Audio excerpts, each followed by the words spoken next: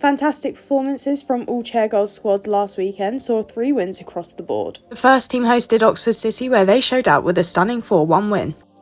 Kayla Potter was assisted by Jess Watkins to give Wycombe the lead in the 12th minute. They went into the break all square after Oxford City scored an equaliser late into the first half. 15 minutes into the second half, the Chairgirls were awarded a penalty taken by Danielle Puddyfoot to regain the lead. It took only 5 minutes from the spot kicked for the Blues to extend their lead even further as Potter stayed strong up against the visitors' defence to make it 3-1 for the Chairgirls.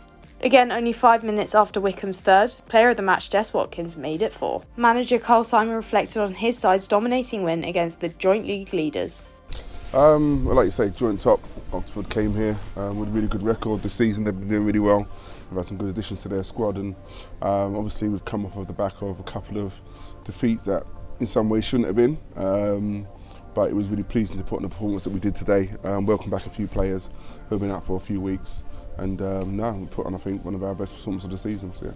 Good few goals today, but Jess Watkins, who scored our fourth, is named player of the match. What did you make of her performance? I mean, Jess today was unplayable. I mean, I've been watching Jess for a number of years. Obviously, she does her TikTok stuff, and I've watched her journey and everything else.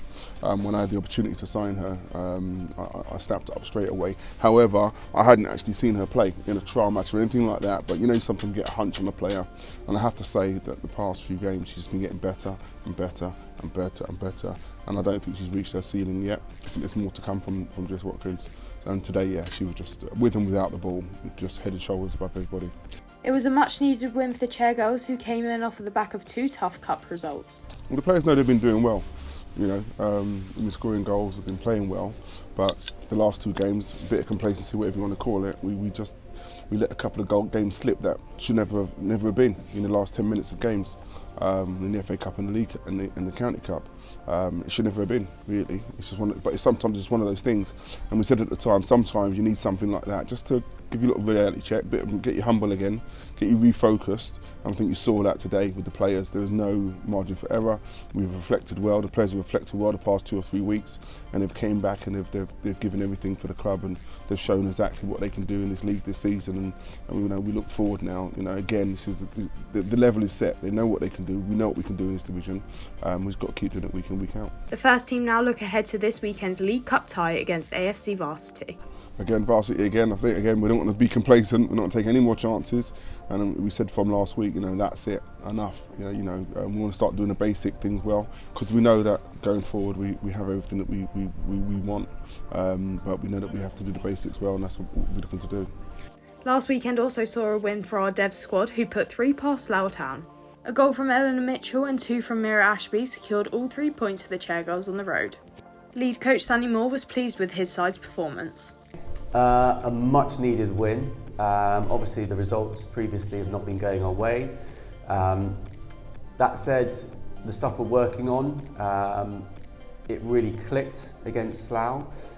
Working on switching the ball around the back, our confidence in kind of keeping possession of that ball while doing that is much better.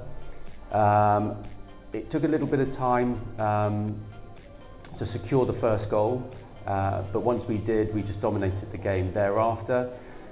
We also had a couple of youngsters in, so again, Sophie Schofield was absolutely brilliant. We also had Mira, who's come up from the 18s, who really showed her worth and scored 2 goals on the day, so she's doing brilliantly. But again, that's her introduction to senior football, and that's the whole point of the Devs, is to give those younger people coming up that next level of what a senior game is like. 3 great goals, like you said. Can you talk us through how that's been progressing over the season, getting to that point of scoring some amazing goals? Yeah, and again, we have been trying things out. So Eleanor Mitchell, putting her in the centre forward position the week before, and it really came off against Slough, and she bagged a goal on that day as well. So she brings a real kind of calmness and direct way of playing football. So that's worked really well. Moving Shannon out a little bit wider has helped as well. So having her and Amara, and also Poppy cutting in, coming out wide and feeding those balls in for Eleanor has really worked. Again, it's about attacking but building up play from the back.